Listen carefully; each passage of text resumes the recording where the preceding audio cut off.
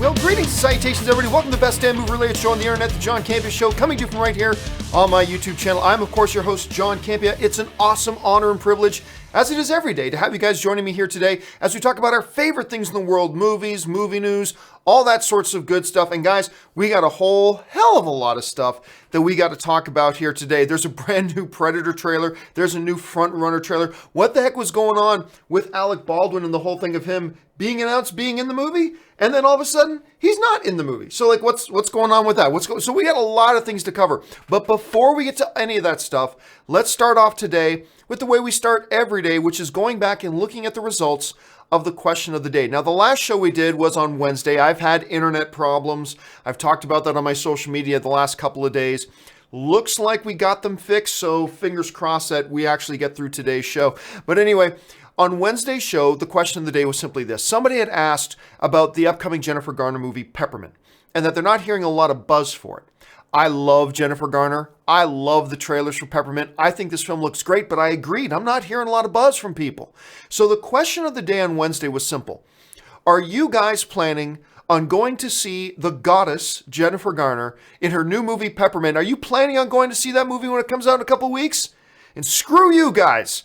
You guys said no, you're not. 57.67% of you heathens have said you're not going to go see my girl Jennifer in her movie Peppermint when it comes out there. 42.33% of you are wise, noble, good creatures saying that yes, you are going to go support Jennifer Garner in her movie Peppermint when it opens in a couple weeks. So there you have it again, guys. The question is, are you planning on seeing Peppermint? You guys have said, the majority of you have said, no, you're not planning on seeing it, 57.67%.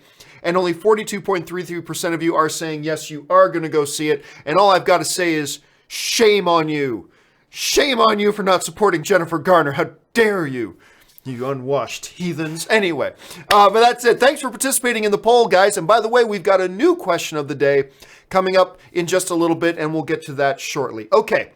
With that out of the way, we got a couple trailers to talk about here and a new movie that's just started shooting. We're going to start off talking about this new trailer, this first trailer for Hugh Jackman's new film, The Front Runner, which looks at the 1987-1988 presidential campaign of Gary Hart, and he was the front runner, the favorite to become president when it all got derailed due to a scandal surrounding an affair he was having with a younger woman, or at least an alleged affair that he was having with a younger woman, and this movie's coming out. Now, what really intrigues me about this movie is that not only do you got a great cast, of course, being led by Hugh Jackman, and the trailer's amazing. If you haven't seen it, make sure you watch it a little bit later. It's called The Front Runner, just dropped in the last 24 hours.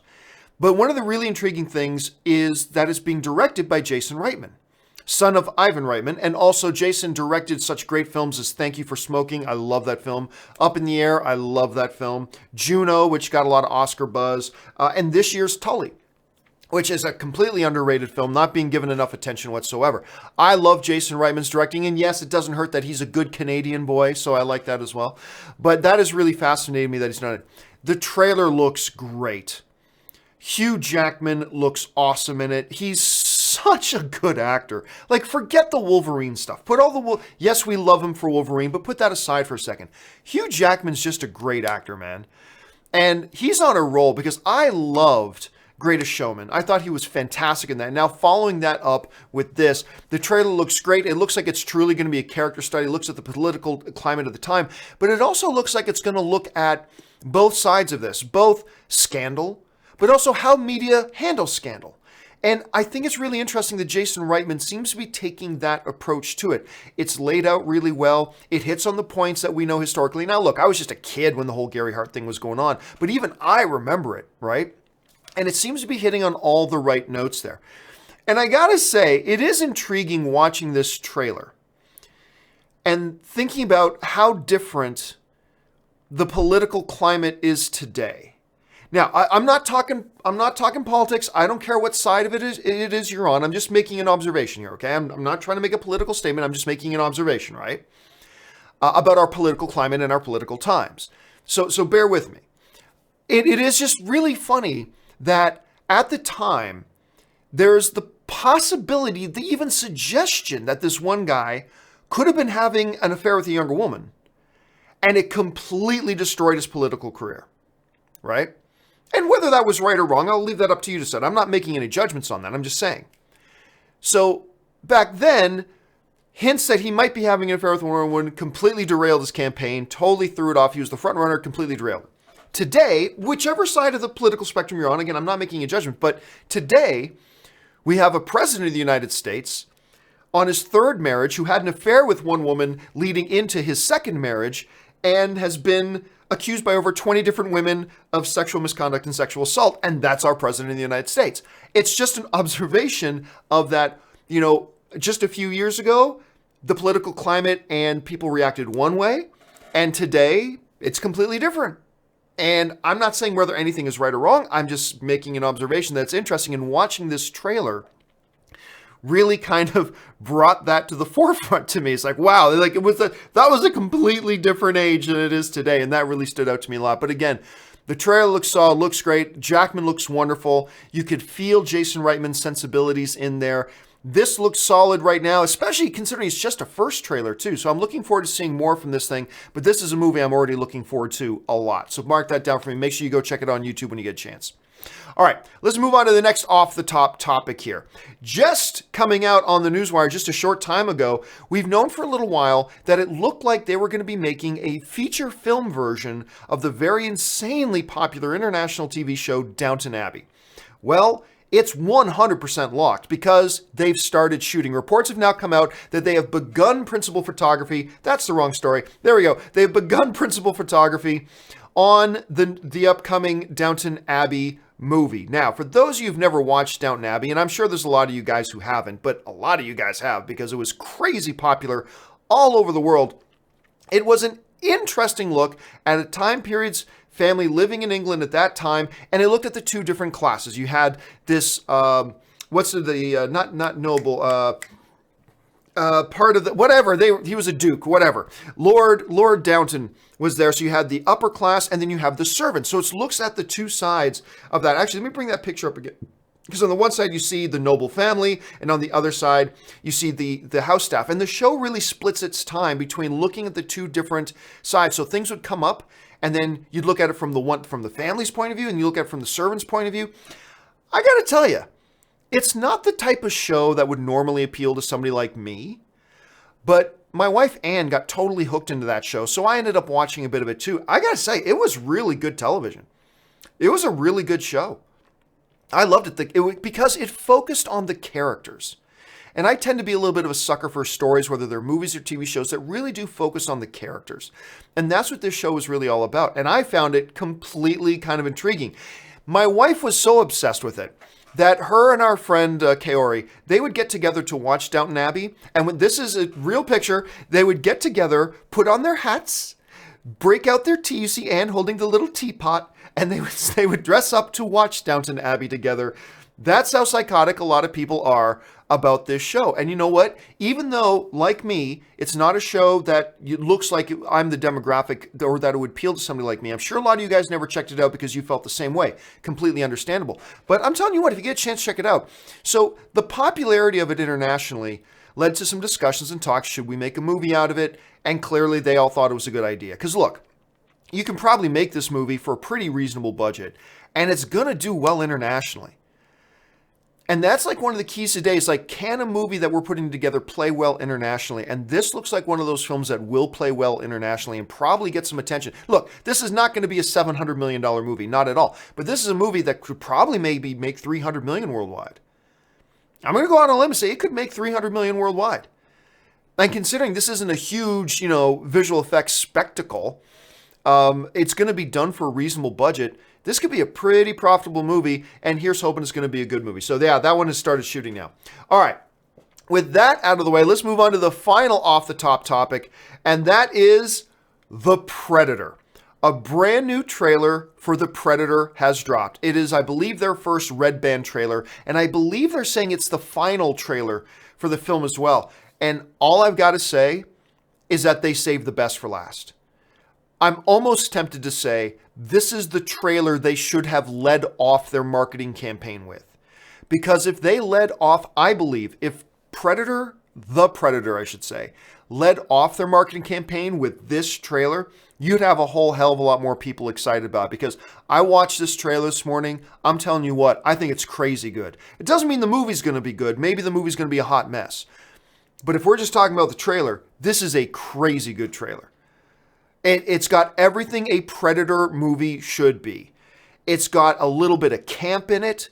It's got some great gore to it. It's got vicious looking monsters to it. It looks like it's going to have the action in it. It's got the humor in it. Everything a Predator movie should be was all wrapped up. Couple of my favorite shots. Let me share some of my favorite shots from this trailer with you.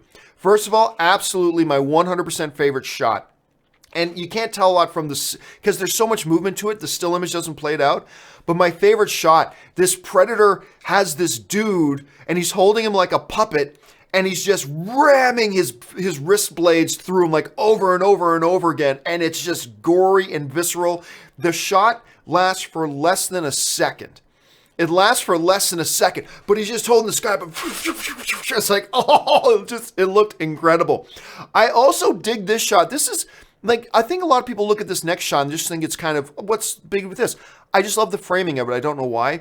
But this one shot of the bigger Predator standing over the smaller Predator, I don't know. There's just something, the way the shot is blocked and the way it's composed, I just love the shot. I just think it looks great. And I think it says a lot about it. And then, of course, there's this one shot in the trailer where the Predator like throws this blade at this dude and the blade hits him and he just rips into pieces. It's just awesome. Again, and it's got some good, like a good amount of campiness to it as well, just like the original Predator. Some good humor in it as well. Boyd Holbrook looks great in it. I love Sterling K. Brown, Emmy Award-winning actor Sterling K. Brown. He looks great in it. I'll tell you what, I'm still a little, I'm trying to bring up some information. I'm still a little iffy on Olivia Munn. I've never really liked Olivia Munn that much as an actress. Although I will say she was in that HBO show a little while ago. It was called The Newsroom. And like, holy crap. She showed me in that show that she has something in her that she's capable of tapping into on a whole nother level of acting than I ever thought she was capable of. Which makes me then scratch my head when I watch her in X-Men Apocalypse and then I see her in this trailer. And I don't know, I'm still not buying her in this trailer.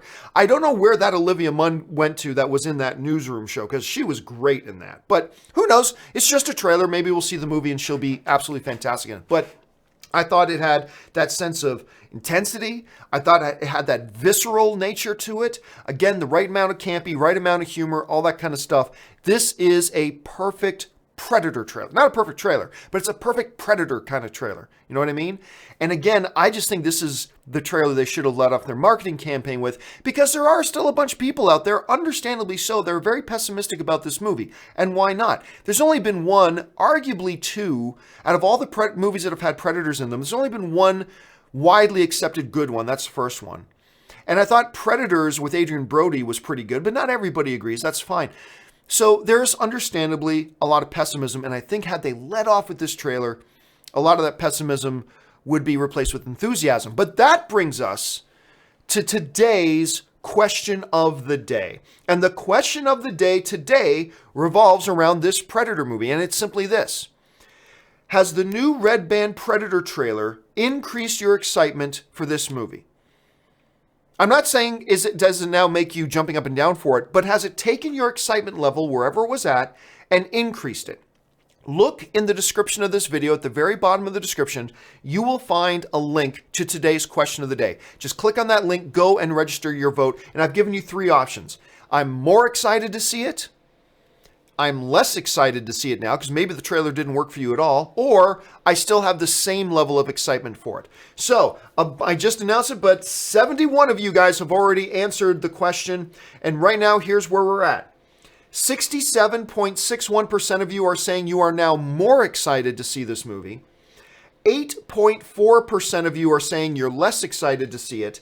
and 23.9% of you say you still have the same level of excitement. So 67.6% of you are saying you're more excited to see it.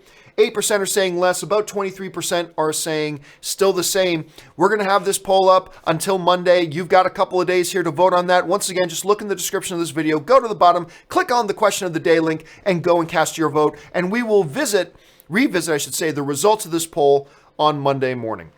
Okay, with all that out of the way now, let's get on to today's main topics. How do we pick our main topics? It's actually kind of simple. You pick them out by emailing your topics or questions to me simply at john@thejohncampeashow.com. That's john@thejohncampeashow.com. Make sure you put the word topic in the subject line. And as always, guys, keep your emails to 90 words or less. All right, let's get things started here. And we're going to get things started with the first question sent in today that comes to us from our friend Brennan Vioslan, who writes, what is going on in this crazy world?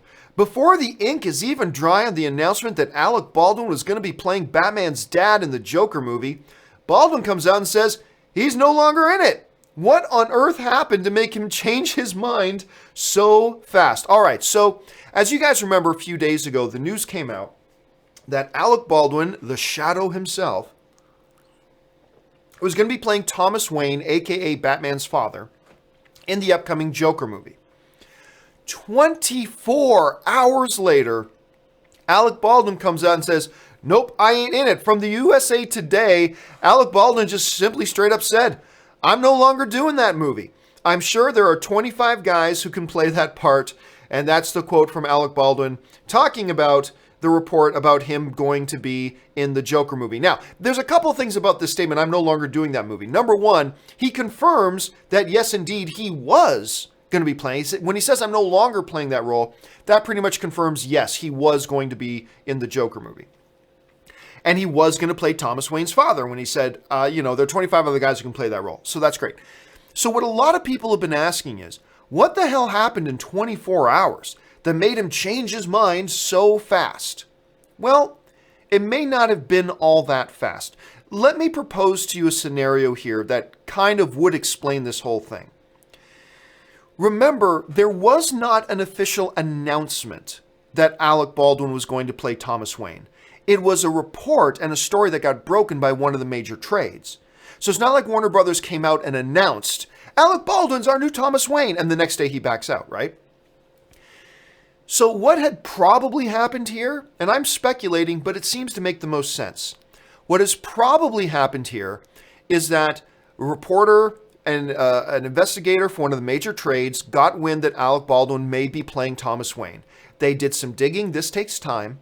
They did some digging. They got one source to confirm it. They got another source to confirm it. And then they got all the evidence together and they felt, yep, we are confident this is the truth. Alec Baldwin's taken the role to play Thomas Wayne. And then they run it. Now, it could have taken them 3 days, could have taken them a week, could have taken them 3 weeks to put all that information together, right? Before they finally get out and run it. A lot of the major trades are not like YouTube channels or a lot of the other movie news websites that as soon as they hear a rumor, blah, get it online as fast as you can. That's what we do, right? That is what we do. A lot of the trades are not like that. So they will verify, reconfirm, and then run a story. For the most part. They make mistakes too, whatever. So clearly, this story was true. He was on board to play Wayne. But the reality is, even though the story was true, Alec Baldwin may have stepped down from the role a month ago. I mean, for all we know, just because we only now found out that he had signed on at one point, that could have been a month ago. Or 2 months ago, or 3 months ago that he'd signed up on it and just nobody found out about it. Alec Baldwin could have stepped down from this role a week ago or 2 weeks ago. The point is, from our perception, it looks like he gets announced, he signs on to be the Joker in the Joker, and then the very next day he drops out. When the reality probably is, he probably signed up to be in the Joker movie sometime here, and then probably stepped out of it. He's saying it was for scheduling reasons, but he probably didn't then drop out here. He probably dropped out somewhere like this. There was probably a good cushion of time between when he originally agreed to be in the movie, and then when he ultimately had to step away from it. Just because we just heard about it one day and then we heard that he stepped away from it the very next day doesn't mean that's how it transpired. You know, there is often a long trickle effect between when something happens in Hollywood and when we find out about it. Like, remember, when it got announced that Ben Affleck was going to be Batman a number of years ago, he had actually signed up to be Batman like 4 or 5 months prior to the announcement, right? So just because we see it a certain way doesn't mean that's the way it actually transpired. And I would probably propose that Alec Baldwin had signed up to be in the Joker movie some time ago, and then sometime after he signed up, he stepped down. And then sometime after he stepped down, the major trades found out about the fact that he'd signed up and reported it. And then Alec Baldwin came out immediately just to clarify, hey, I'm no longer in that role. Yeah, that story's true. I had signed up to be in it, but I'm no longer in it. So even though it appears he changed his mind like that, that's probably not the case. Anyway, that's just the way I kind of see it. I'm a little bit disappointed. Like, I think he's right. 25 other guys can play this role. It's fine. I'm sure another good actor can step in and play the role. But I got to admit, I'm a little bit disappointed because I was kind of looking forward to seeing him in it. What do you guys think about Alec Baldwin no longer being in the Joker? Jump down to the comments section and leave your thoughts below. All right, let's move on to main topic number 2. And the second main topic today comes to us from Reg M, who writes, greetings and salutations, Giovanni. Thank you so much. Paramount made it official that A Quiet Place 2 is coming by giving it an official release date of May 15th, 2020. I loved A Quiet Place, but I'm a little stumped as to what they can do with a sequel. Wasn't the first one sort of perfect on its own? I'm still looking forward to it. I'm just not sure I see the point of it. So yeah, a little while ago we heard that it looked like Paramount was looking at doing a sequel to A Quiet Place. And it looked like they were going to do it. But now it's 100% official. They've set a release date for it and everything. It's coming in, I believe it was May 2020. Anyway, so they've got a release date. They're already moving on this thing. So once again, it raises the question with a lot of people, well, what do you do with it? What do you do? Now, I want to be careful here because there are still some people out there who haven't seen A Quiet Place. I don't want to give away too many spoilers, so I'm just going to be careful here. But that's a fair question to ask. What can you do with it? Where do you go with a sequel to this? Honestly, to me, I think there's a lot of different directions you can go. I think there's a lot of things you can do. The first and obvious one is you continue following Emily Blunt and her kids, right? That's the first and obvious idea and direction for them. What happens after the end of the first movie? Just continuing on with that. What happens after the end? That is one option. However, there are lots of other options. Like you can look at, much like The Walking Dead and Fear the Walking Dead is all about the same thing. It's just looking at it from different groups of people's perspectives, right? You could look at another, like what happens if now we follow a new group of survivors that are living in the middle of a metropolis, like not out in some kind of empty farmland, but they're living in the middle of a metropolis. Maybe a movie that looks at the origin of it. Like one of the things that A Quiet Place didn't do, and I think it was a good decision that they didn't, is they didn't actually look at how did this all happen in the first place. They give you some vague references to it by some newspaper headlines, but that's it. So what if you do a movie now that looks at the first days of when the creatures and monsters show up? That's one way you can do it.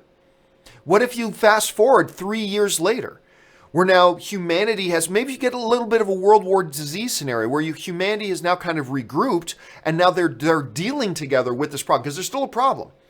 But now you've got all these creatures and you got all humanity and humanity now knows how they can defend themselves a bit. But now what do you do? My whole point here is this, is that there are a lot of different angles you can look at for a sequel to A Quiet Place. Whether it's a true sequel, whether it's a little bit of a flashback, whether it's from different characters' point of views, whether it's fast forwarding a couple of years into the future, whether it's looking at it like going more into the creatures themselves, there is a lot of different angles you can take. So is it a good idea to do a sequel? Yeah, I think it is. I think it is. And I'm curious to see what other stories are going to tell here. Now, does that mean that a sequel is going to be great? Obviously not. Maybe it'll be terrible, but maybe it'll be awesome.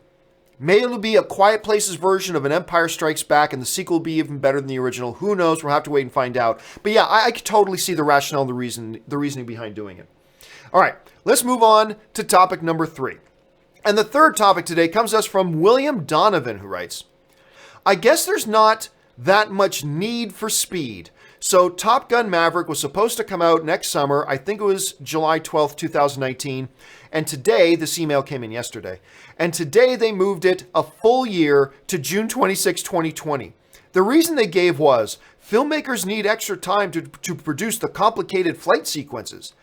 Didn't they know how long it was going to be before they started? What gives? All right, so for those of you who may not have heard, yesterday it got announced that Top Gun 2, aka Top Gun Maverick, has been bumped almost a full year from its original release date in summer of 2019 now to summer release date of 2020. And as he mentioned, let me bring that up again. The official reason being given was filmmakers need extra time to produce the complicated flight sequences. Now, William raises an interesting point. Don't they know how long it takes to shoot these sequences before they begin filming and before they do the release date? Don't they know that already? And the answer to that question is yes. You know, long before they get the cameras on the tripods and start rolling, long before cameras start rolling, you know, producers and directors sit down with a line producer and they work out. They go through the script, they figure out all the different sets they're going to need. They're going to figure out, okay, this shot, what kind of visual effects are we going to need? This shot, how much time do we need? We're going to need this and this and this. And they budget out all the time, right down to the hour. How many hours, how many days, how many weeks, where are we going to shoot this? How much is that going to cost? Below, and they do full cost breakdowns, the whole kind of thing. They have it all planned out because once you start rolling cameras, that's when the money starts piling up. Or at least the expenses start really piling up. It's an expensive thing to shoot a movie. So they bring in line producers and all this kind of stuff, and they figure it out down to the T. They figure it out down to the T exactly how long it's going to take them to do this, this, this, this, and this. So I, like you, William, I smell a little bit of BS. Now, I could be wrong. I could be completely wrong about that. Absolutely, I could. There's many different scenarios here that could be wrong. I'm just saying that from a casual film fan's perspective, when I hear they bumped the movie a year and they give this excuse of they needed more time to shoot these complex sequences, it's like, wait a minute, you know, we're an educated group of people now. Like, we have YouTube, we understand, we have the web, we know the process that goes in. You knew how long it was going to take to shoot those sequences before. And you started shooting and you set your release date. And all of a sudden now we're punching it a year? We're moving it a full year? I got to admit, as a casual film observer, I'm smelling the BS. There is a there's an optimistic and a pessimistic side to me, as I think there is to all of us, right? The pessimistic side of me is going, this smells like you're now 3 or 4 months into shooting this movie, because they began shooting it months ago. So they're starting to get an idea what the movie looks like. The pessimist in me is going, yeah, you guys are seeing how the film's coming together now, and you think it sucks. And you need like a year to completely regroup, probably reshoot most of it, and put together a different movie, and you need an extra full year to do it. That's the pessimist. And come on, as a casual film observer, you know you thought that too. And I kind of suspect a little bit that might be the case. Now, that's the pessimist side of me. There's an optimist side of me that, okay, wait a minute. What if all they really need is an extra month or two? But that extra month or two will make it so they can't make their June or July 2019 release date. And they don't want to put this movie out in a September or an October. They want this movie to be a summer movie. If that's the case, then even though all they really need is a month or two, it would then become understandable why they would need to move it then a full year, because they want this to be a summer release. I don't know that that's the case. So I'm just saying, if they're really keen in and they're really focused on this being a summer movie, particularly a June or a July movie, and you know right now that even just a short 2-month delay will make it so you can't make your June or July release date in 2019, and you don't want it to come out in September, you don't want it to come out in October or November, you want this to be a summer movie, then even though you're only delayed a couple months, you got to move it a full year. So, there are the two ways that I look at it. There's the pessimist side of me, yeah, it looks like you guys just don't like the movie you're putting together, and now you need time to kind of redo the whole thing. And then there's the optimist side of me. Hey, maybe you only need an extra month or two, but that makes it impossible to hit your summer release date. So you really want it to be a summer movie, you're pushing it to next year. I'm curious, what side of that? Are you listening to your pessimist angel, or are you listening to your optimist angel? Or should I say pessimist devil and your optimist angel? Which one of those two do you kind of lean towards? Because I think it's one of the two. So are you leaning more pessimist? The movie sucks and they want to redo it. Or optimist? They probably just got a slight delay, can't hit the summer release date, so they want to put it in the following summer. Which side of the fence are you guys falling on that? Jump down into the comment section and let me know your outlet. Because I'll tell you what, I'm torn. I'm absolutely torn on it. All right, let's move on to topic number 4. And the fourth topic today comes to us from Vince Y, who writes, I know you don't have a lot of faith in Netflix original movies, but I was wondering if you saw that Chris Hemsworth is joining the new Russo brothers movie on Netflix called Dhaka. I loved how the Russos used Hemsworth and Thor in Infinity War. Does something like this change your mind on Netflix movies? All right, thanks a lot for the question, man. And what Vince is kind of referring to is the fact that you've got some interesting looking projects coming out as standalone movies on Netflix.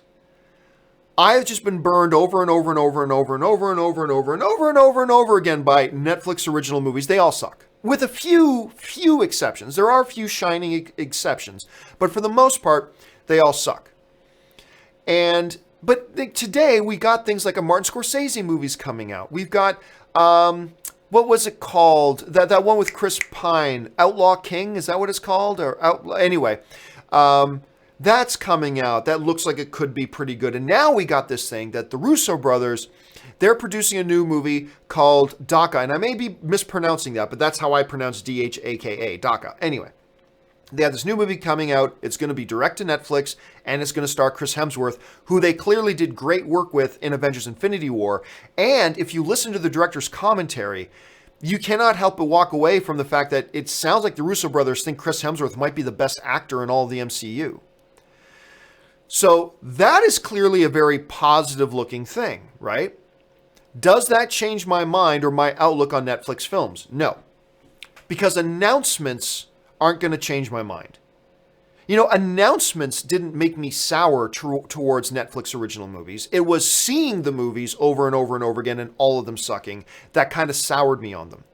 What I need to do now, or what I need to have to kind of change my position on that, is I need to see a good movie followed by another good movie followed by another good movie. That will change my mind. Because what was that Will Smith one with Joel Edgerton with the cop where he's like an orc cop, whatever? That movie blew. That movie sucked. And then they had the one they picked up from Paramount. They put up their Cloverfield in Space movie. That movie sucked. I just watched the one with Academy Award winner Forrest Whitaker called This Is How It Ends. You know, a lot of pump and hoopla. That movie sucked. I mean, every original movie I watch on Netflix sucks. So seeing that has kind of soured me. And just announcements aren't going to change that, right? For me as an individual viewer, hearing announcements isn't going to change that. I need to see this Outlaw King movie, and I need it to be good. Then I need to see this Martin Scorsese movie, I think it's called The Irishman, that every studio passed on, so it ended up at Netflix. I don't think that bodes very well, but I need to see that be good. I need to see Dhaka here, and I need that to be good. Then once I see a couple that are good, that'll change my outset, that'll change your outset, that'll change it all. So look, I'll admit, I'm intrigued by this movie. I am. I'm intrigued by what I'm hearing for it. Like the Russos aren't directing it, but they are producing it. Having Hemsworth involved, all that is intriguing to me. But until I see a movie on Netflix that's a Netflix original and see it conquer, and see it dominate, and see it kick ass, and see it be good. Until I see that, if I'm going to be honest, my natural inclination towards Netflix original movies is meh. But once I see a couple, that'll change that. So here's us keeping our fingers crossed, and hopefully I'll be able to change my outlook on Netflix films. All right, let's move on to the final emailed in topic today. And the final email topic in today comes us from Robert C. And oh my goodness, we haven't had a Moviepass topic in a while. I was starting to think what was wrong. Hey John, he writes, love this show. Did you hear about Sinemia's new plan? $10 a month for 3 movies a month. Will this change how quickly Moviepass will be gone? Well, look, Moviepass does not need Sinemia to go out of business. Moviepass doesn't need A-List to go out of business. Let me just check on the stock price here. The stock price today is still 2 cents a share. The stock price of Moviepass is 2 cents, 2 pennies for a Moviepass share of stock.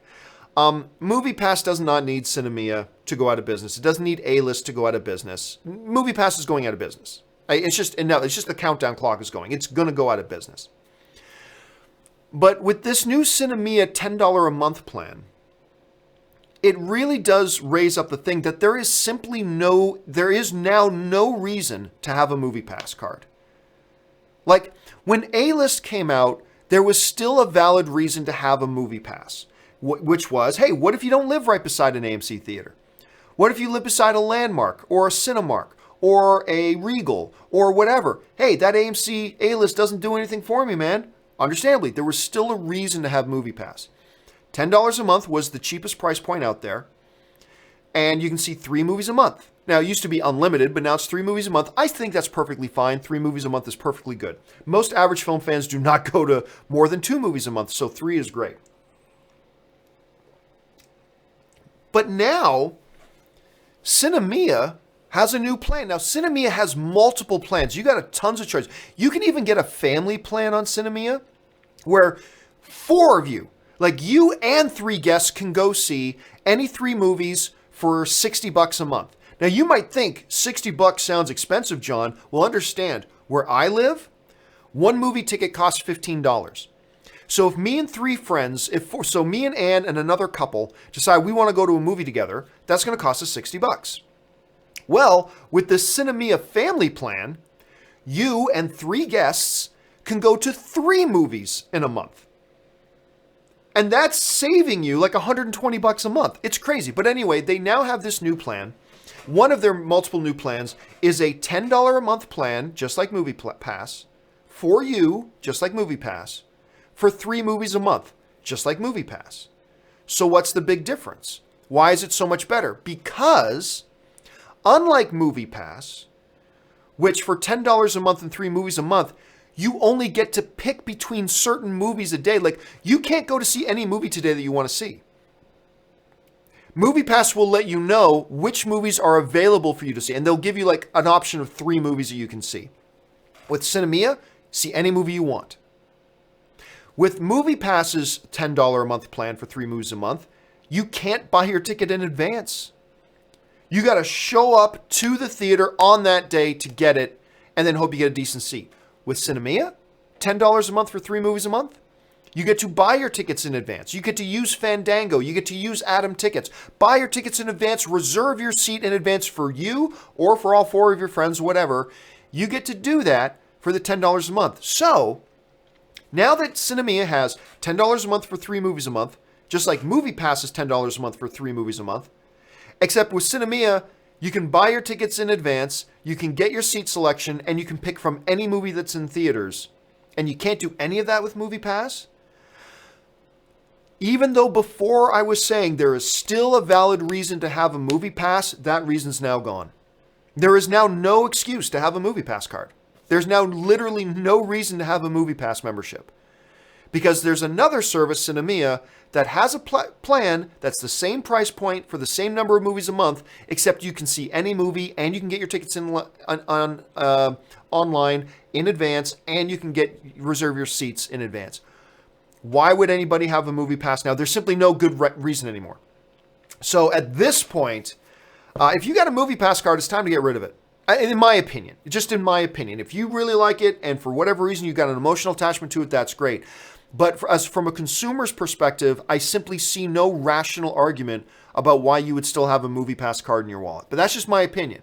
You guys may have different opinions. And actually, look, you know what? Maybe I'm missing something here. Can you guys think, in the current environment, about a good reason why you would still have a Moviepass card and not have a Sinemia card instead, or an A-list, or a Cinemark Movie Club, or something else? Can you still think of a valid reason to have a Moviepass card? Because maybe I'm overlooking a couple of things, which has been known to happen from time to time.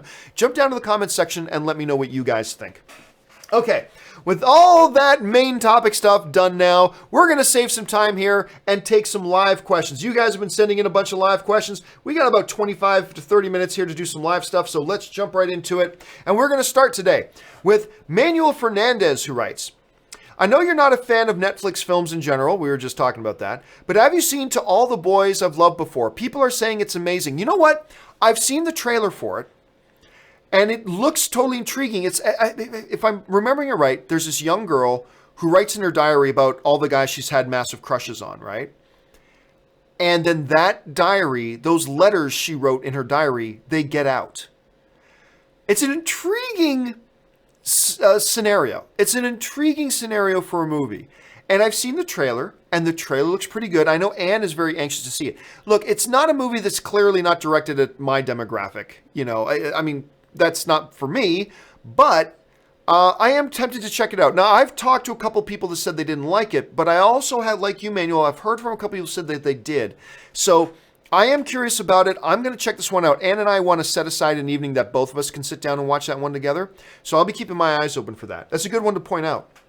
Ben Hayusa writes, that Predator trailer has me even more on board for the movie. Also, have you heard Eminem has recorded a song to feature as a soundtrack for the Venom movie? No, I didn't hear about that. I like Eminem. But honestly, hearing that a certain musical artist wrote a particular song to be in a movie, that's not going to make the movie any better or any worse. So I normally don't get too excited or bummed out about it either way. But that is intriguing. I just read this morning, though, that Eminem dropped a surprise brand new album last night. Apparently last night at midnight, Eminem dropped a brand new album. And I haven't heard a thing from it. I just saw it on the news feeds this morning. So I'm actually kind of curious to go and check it out. Like I said, I like Eminem. I think he's really good. But I had not heard about that Venom thing. So that's curious. Again, it doesn't increase my excitement for the movie, doesn't decrease my excitement for the movie, but it is interesting. Thanks for pointing that out, Ben. Curtis Lopez writes, have you seen the trailer for the new Hugh Jackman movie, Frontrunner? Looks amazing. Can't wait. Wow, if only we had talked. Yes, Curtis, I have. I agree. It looks wonderful. I'm totally intrigued by the fact that Jason Reitman's directing it.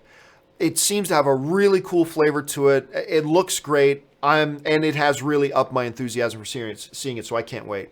Curtis follows up. Doing a double feature today of Searching and the IMAX release of The Dark Knight at AMC Universal. Oh, that's awesome. AMC Universal is a nice theater. I like going to that theater. I go there every once in a while. Because Universal Studios Hollywood is just like a 10-minute drive from my place. It's literally just up the road.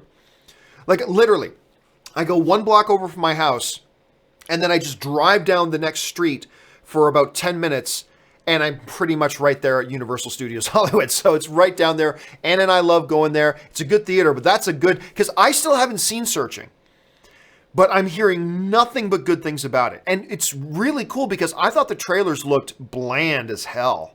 So I was really pleasantly surprised to hear, so you got Deborah Messing's in it, John Cho's in it. Trailers did nothing for me.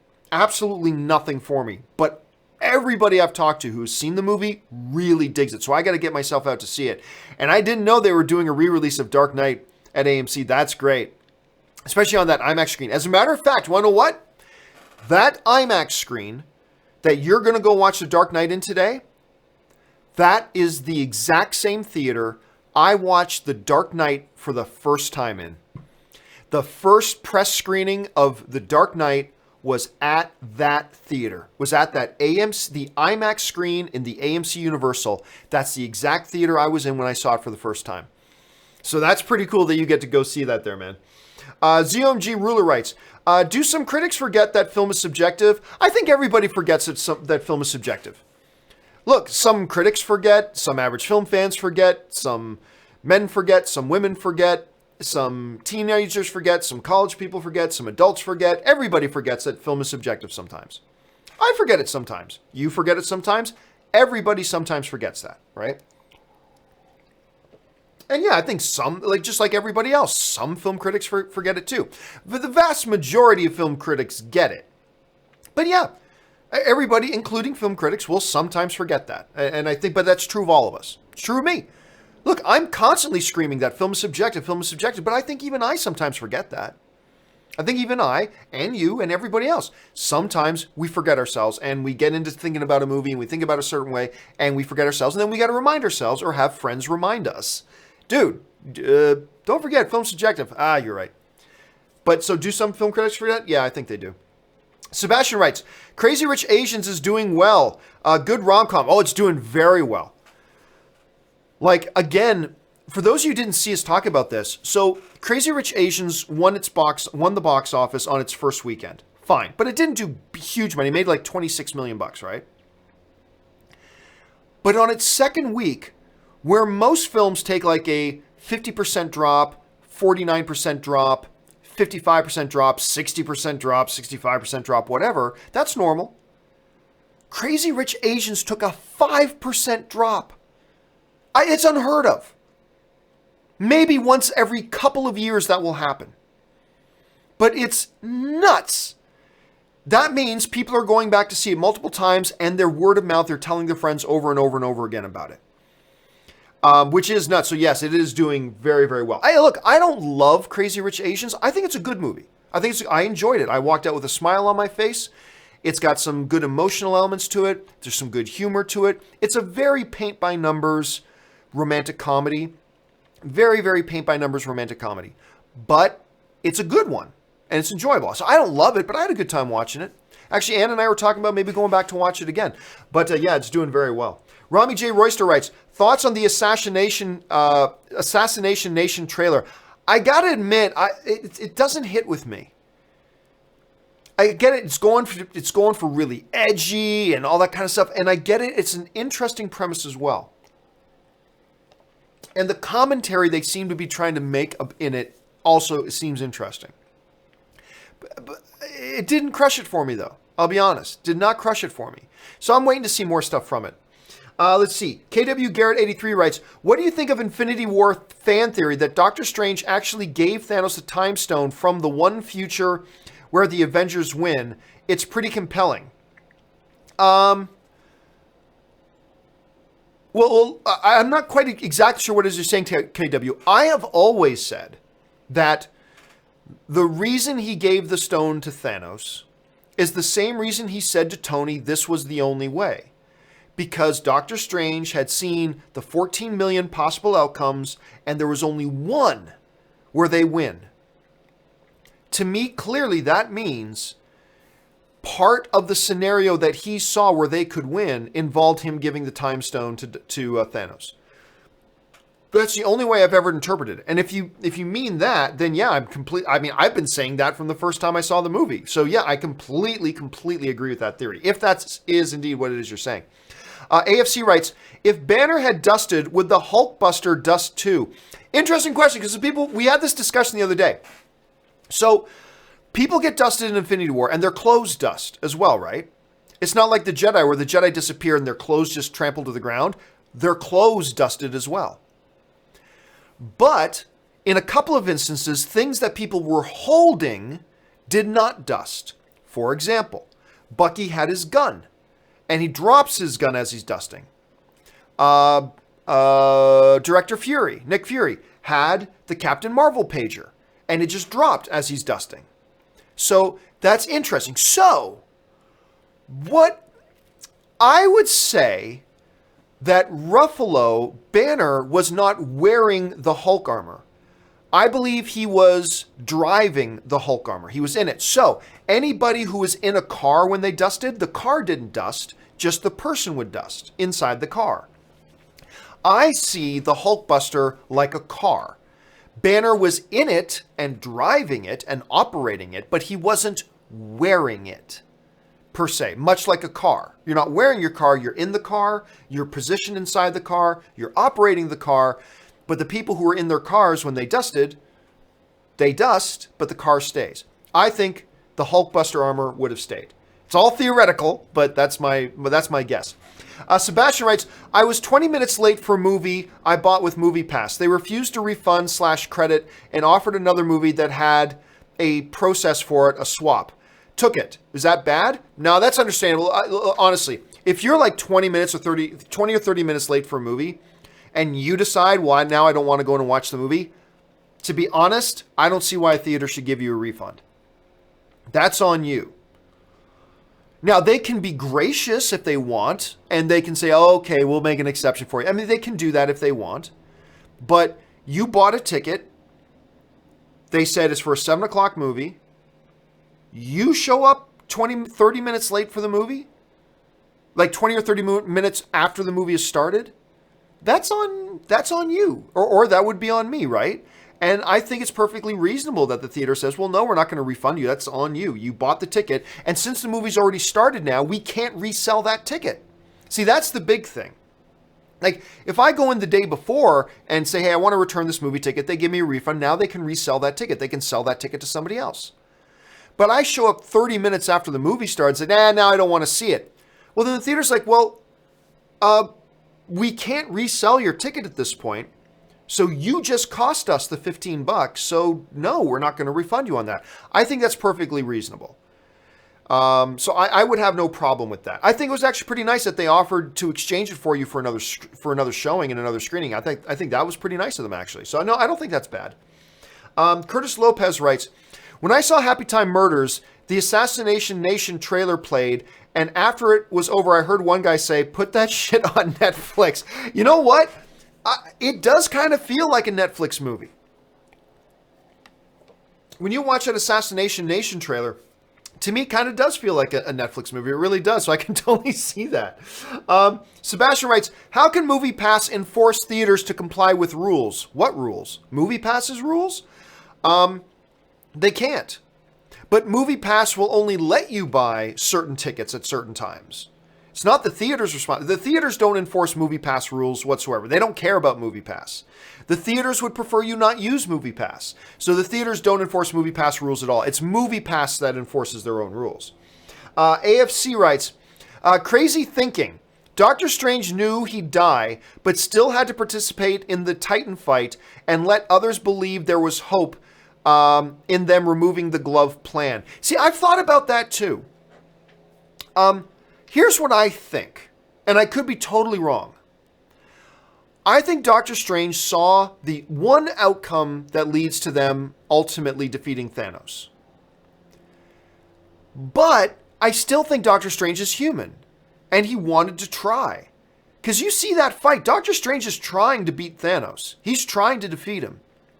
But I think as everything started to go south, and he saw in that outcome that he saw in the one outcome where everything works out for them, in that outcome, Star-Lord punches Thanos and Thanos comes to, and I think as Strange saw all that transpiring, that's when he resigned himself and thought, okay, this is clearly the way it needs to go. So I think, and again, I'm just speculating, I think he was in that fight from the beginning. I thought he was trying to win. He thought maybe, who knows, let's see what happens, blah, blah, blah. And then when he saw everything just going the way it was going, then he resigned himself to realizing this is the only way. I need to give Thanos the stone, and I'm going to get dusted, but it's the only way right now. And I think that's something that kind of came to him as the fight progressed. Sebastian follows up, it's going to be a great weekend with IMAX Festival. Yeah, for those of you who don't know, right now there's a Marvel Cinematic Universe movie festival going on in IMAX theaters across the country where they're playing all the MCU films, and you get to pick and choose which ones you want to go see. It's a great, great opportunity. You should get out and check out a couple, especially if there's any of them you never saw on the big screen. MDB3000 writes, have you finally watched the Andre the Giant doc? Oh yeah, I watched it ages ago. Loved it. I talked about it on the show. Loved it. It was fascinating. Absolutely fascinating. See, also the big thing to me is, and I love these stories, because you look at Andre the Giant and you kind of think, oh, he was just some big fat guy, blah, blah, blah. But then you talk to all the real wrestlers and they're like, everybody was terrified of Andre. Everybody massively respected Andre. And Andre was the man. He was the man. And Hulk Hogan tells this story about how, like Randy Macho Man Savage, there was a period of time where Andre didn't like him.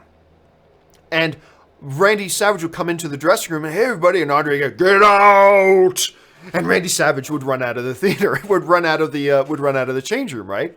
And one of the best story, and I've heard this story before, but the best story that was relayed in that documentary, Hulk Hogan is talking about Andre. Hulk Hogan, this massive, huge human being, right? Talking about their WrestleMania, I think it was WrestleMania 3, the WrestleMania 3 match, where it's Hulk versus Andre, right? And Hulk Hogan, like you think, Andre is just this big fat guy, and Hulk Hogan's he's the man, right? Hulk Hogan's the man. And Hulk tells a story about how right up to the day of the show, we didn't know if Andre was going to let me win. Because you think, Hulk Hogan, well, if the big fat guy doesn't want to let you win, just put him down. Put him down and hold him down, let the ref count it. But Hulk Hogan tells a story because Hulk Hogan's like, what am I going to do if Andre the Giant doesn't want to let me pin him? What am I going to do? Because he's Andre. And all these stories about the purely superhuman strength of Andre the Giant. Because a lot of us look at him, we just think some big fat guy. Apparently, according to all the wrestlers, he was simply the most powerful human being they had ever met. To the point that even Hulk Hogan says, and if Andre the Giant didn't want to let something happen, it wasn't going to happen. Because because this is Hulk Hogan saying this. What am I going to do about it? Physically, what could I do about it? It's Andre the Giant. He'll kill me. You know, it's amazing. But also hearing about his heart, about his humor. It's amazing. If you haven't seen the Andre the Giant documentary on HBO, check it out. It's absolutely fantastic. All right, let's keep going here. Chris Martin writes, John, I really want to see Happy Time Murders writers interview, please. Yeah, so I put up a segment of my interview with the Happy Time Murders writers, and it's great. I have a full 15-minute version of it, though. The problem is there were some technical issues with it, and it's going to take me a while to fix the technical issues with the second half of the video, and I simply have not had time. I still intend to put up that interview. I do. But I need a chunk of time when I can actually sit down, sync, correct everything with the issues on this video, and then I will post it. I promise. It is going to come. It's just taking me a little while to get to it. Chris follows up. Double feature last weekend. Christopher Robin and Happy Time Murders. That's a good double feature. It was great. I like Christopher Robin much more than the first time I saw it. Yeah, you know what? I still have only seen Christopher Robin once. And I enjoyed it. Like, the first act of the film has its problems. But once you get into the second act and the third act, I think the movie just hums. I really do. I got to see it again, though. I really need to sit down, because maybe the second time watching it, the first act won't bother me as much, or maybe it'll bother me more. I'll have to wait and see. But that's a good double feature, man. Jaron Morris writes, John, just want to touch up on yesterday's question about God of War. True ending. Don't think you saw the secret one with a certain somebody shows up and it's okay. And if it's okay, I'll email you. Oh, no, I know the one you're talking about. Sorry. I thought maybe you were talking about the Revelation, but you're talking about the certain character who has their own movie trilogy who shows up at the secret ending. Yeah, I've seen that too. I'll be honest with you. I thought that secret ending was okay. To me, the ending with the revelation of the kid, to me, that was far more, woo! That's the one that got the reaction out of me. The guy who has his own movie trilogy showing up, yeah, that was fine. That was cool. That was okay. It was nice. Nice little tip of the hat, whatever. But to me, the ending of it with the kid, that to me was the bigger stunner. For me personally. So yeah, I know which one you're talking about. I just thought we were referring to the kid one, but you're talking about the dude who shows up. Totally get it. Totally, and I have seen it. So don't worry, you don't need to email it to me. But thanks for clarifying that, Jaron. I appreciate it. Holy Jeebas writes, hey, John, I saw Rush last night, and it was fantastic. The best racing movie, better than Driven and Days of Thunder. Record curb stop. Seriously, Rush is one of the more underappreciated movies of the last number of years. We've been talking, it's funny, Rush has come up a few times in the last couple of weeks here on the show. Rush is directed by Ron Howard, starring Daniel Bruhl, who is Zemo in Captain America Civil War, and Thor, Chris Hemsworth. It's the movie that I usually point people towards that if you want to get a taste of just how good of an actor Chris Hemsworth is, watch Rush. And I agree with you. I think it is the best racing car movie of all time. And I agree, it is better than Driven, it is better than Days of Thunder, it's better than Talladega Nights. It is the best car racing movie I've ever seen. I love it. I think it's great. And not a hell of a lot of people gave it a chance. Not a hell of a lot of people have seen it, but it's a damn good movie, man. So if you have not seen it, follow Holy Jeebus' example. Check it out. You will be absolutely glad you did. And you'll get a better glimpse of just how good of an actor Chris Hemsworth is. And how good Daniel Bruhl is, too. Because Daniel Bruhl's amazing in this movie. All right, Sebastian writes, your date advice on movies shared. Oh, love your date advice on movies as a shared experience. Yeah, like some people say, hey, going to a movie isn't a good idea for a first date because you don't talk to each other. No. The problem is people do it wrong. They go to dinner first, then they go to a movie. That's totally wrong. The best first dates are go to a movie together first, then go to a late dinner or drinks. Because you go to a movie, now you have a shared experience. You have a shared experience. We laughed, we cried, we jumped, we were in fear, we were excited, whatever it was. Now we have that shared experience. Now you go to dinner or drinks, and you have got a great launch point for things. You got a shared experience together. You can talk, and that leads to other conversations. As opposed to the awkwardness of dinner on a first date, which maybe you're scratching around for things to talk about, and then you go to a movie where you're sitting quietly together, and then your evening's over. What? No. Go to a movie first, create a shared experience, then go to dinner or drinks. That's how you do a first date, ladies and gentlemen. Anyway, Sebastian follows it up with, a greatest showman date, still text me about it. I have no idea we're talking about, Sebastian. Sorry. Jake Theron writes, not a fan of the music to the Predator trailer, but damn, I'm pumped. Keep it filthy, baby. Yeah, you know what? I got to admit, I'm not a big fan of the song, but I got to say, for me, in the trailer, it worked. I'm not a fan of the song per se, but in the trailer, for whatever reason, it worked for me. And yeah, I mean, the visceralness of it, again, that whole vroom, vroom, vroom, that was awesome. I rewound that part and watched it 20 times. It's only 3 seconds long, so watching it 20 times took me a minute. But loved it. Absolutely loved the trailer.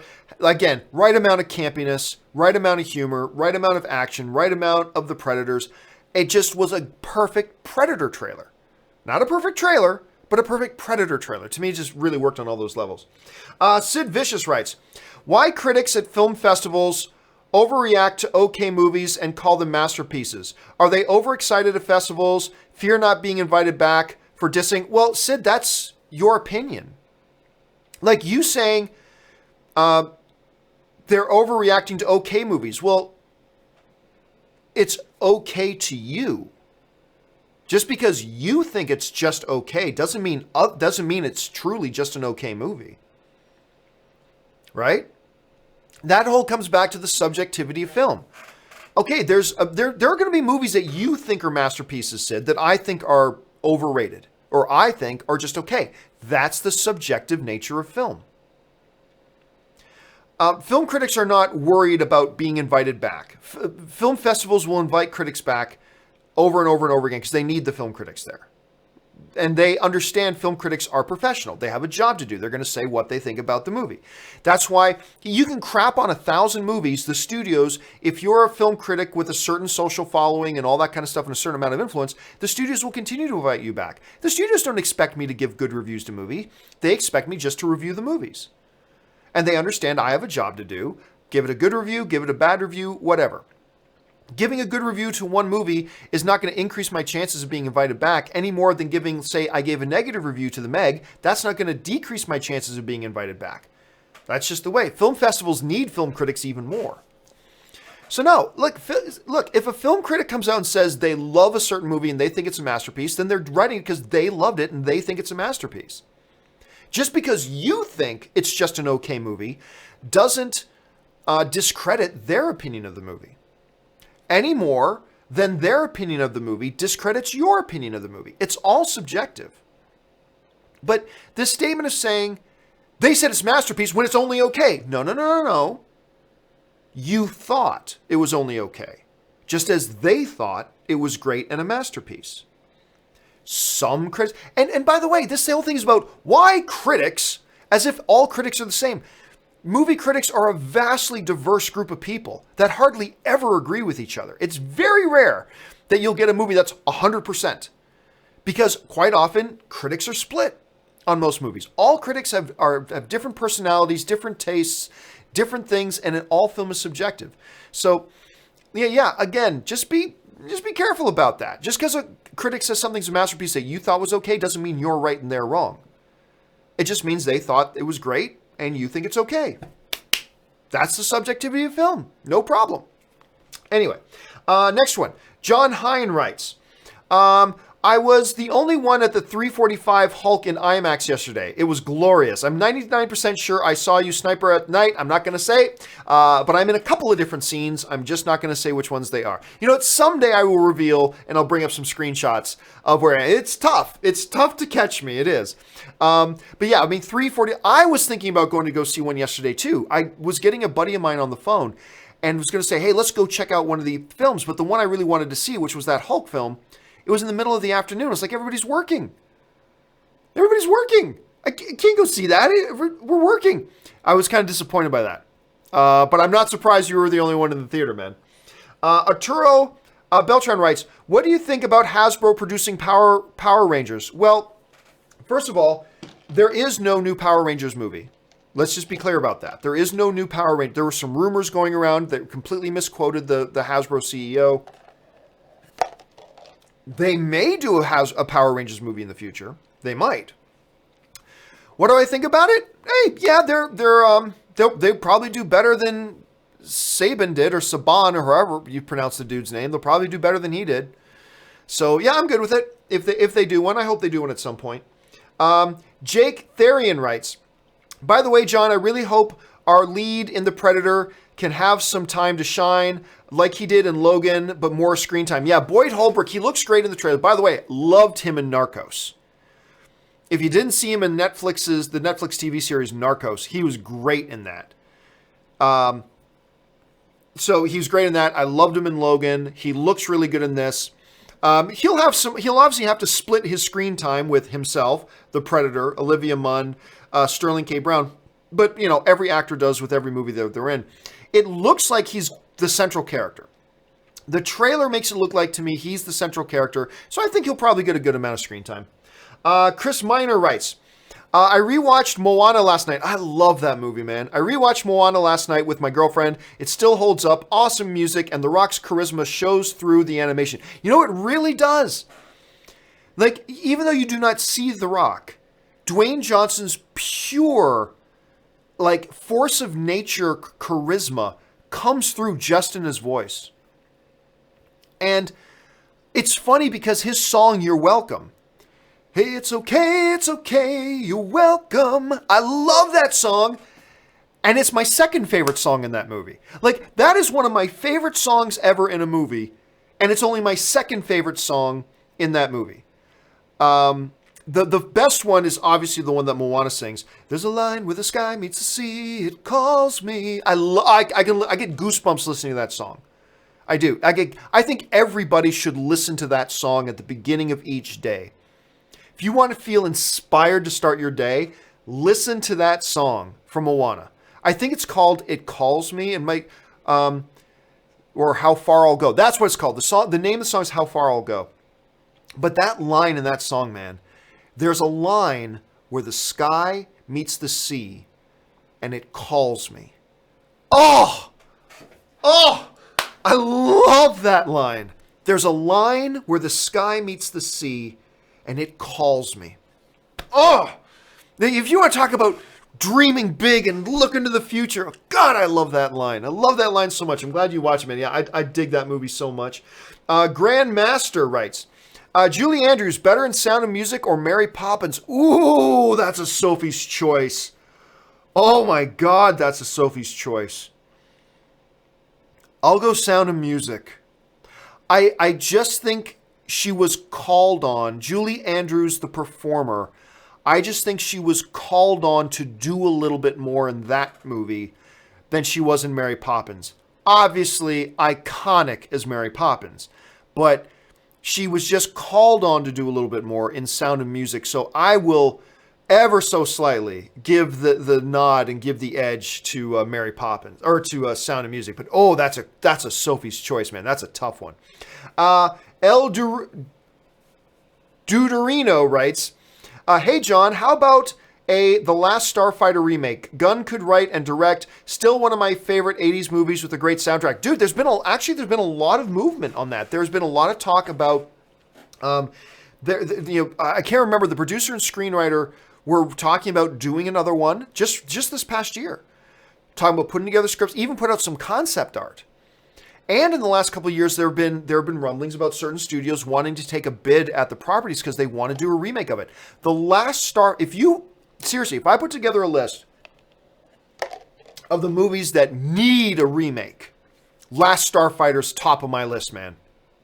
That movie needs a remake. That is a movie that would totally benefit from modern visual effects technology. It's even more significant today with the whole notion that an alien race put out what looks like a video game that is a true simulator of their starfighter ships to find starfighter pilots across the galaxy. And they find this kid on Earth who's just awesome at this game. That is more relevant today than at any other time in history. So the visual effects, the subject matter, all that kind of stuff. The Last Starfighter is a movie that needs to get remade and needs to get remade soon. That is one I really hope they do, and I really hope they do it soon. Let's see.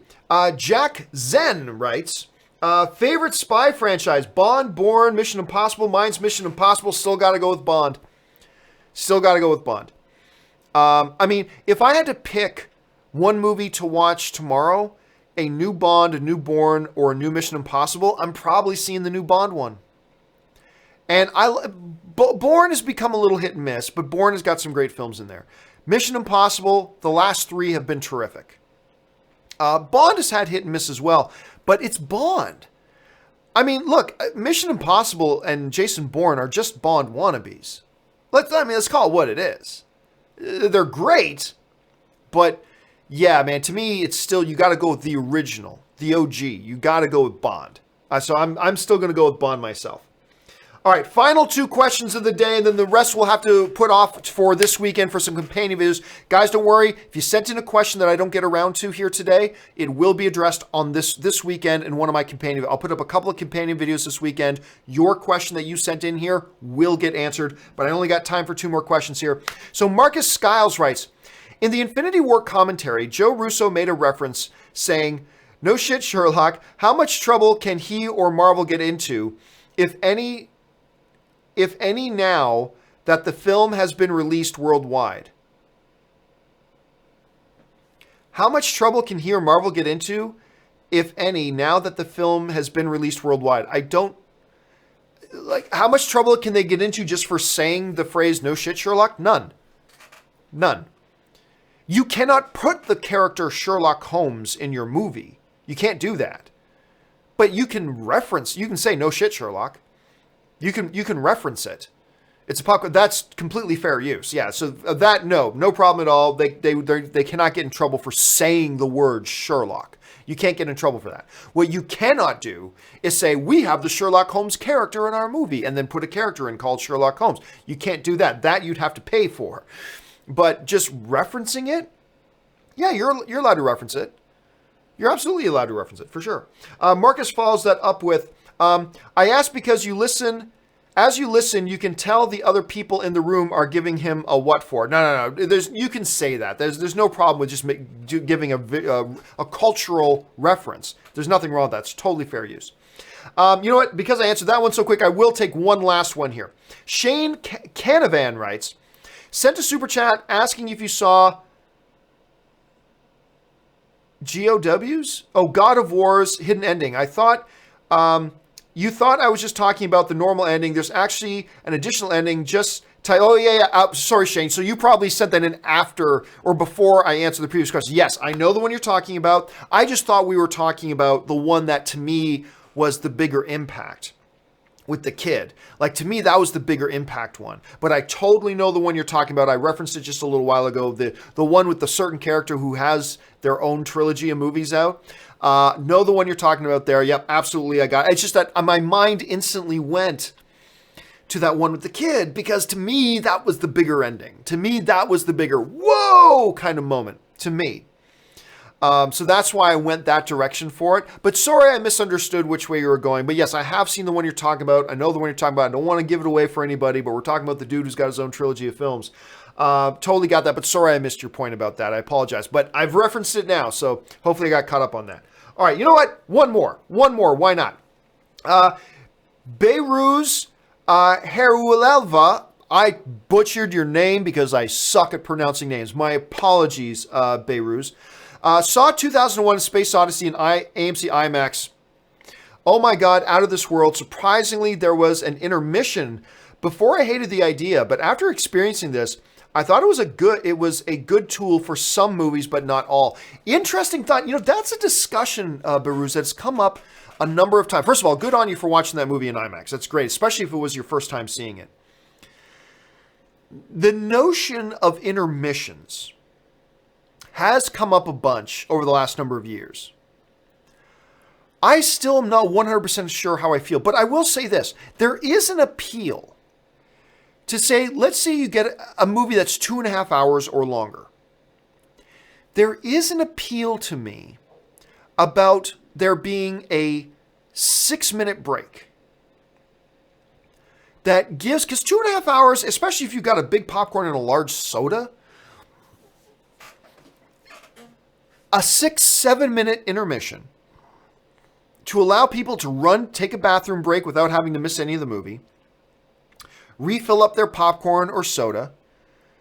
We know how addicted everybody is to their cell phones. So maybe if there was like a 6 or 7 minute intermission where people know they're going to be able to step out and check their phones, maybe that will encourage people to keep their phones turned off during the movie and kept in their pockets. If they know, hey, intermission's coming up, I can check my phone at intermission.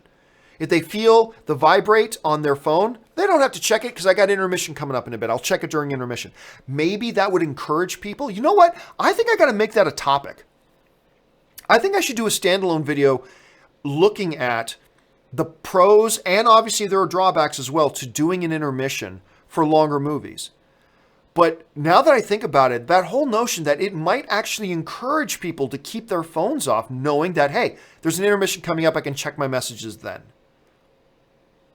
Maybe there's something to that. I got to think about that, man. That's really an interesting point. Okay, guys, that's all the time I have for today. I actually have a meeting in Los Angeles I got to run to, so I've gone a little bit overtime. Thank you so much for joining me here today on the John Campea Show. Sorry again that we didn't have any episodes the last couple of days. Again, you know, with the live streaming because of the internet issues I have, but it looks like the internet held up today. Will wonders never cease. Thanks so much for joining me, guys. Don't forget, open mic will be here a little bit later this afternoon. Last open mic of the week. That'll be at 2 p.m. Pacific Standard Time, 5 p.m. Eastern Standard Time. Make sure you come back and join us then. And once again, guys, to all you guys from William Everall all the way down who sent in questions that I didn't have time to get to, don't you worry. Your questions will be answered on companion videos this weekend. You will see your question up there. All right, guys, that'll do it for me for now. My name's John Campea. Thanks for being here. And until next time, bye-bye.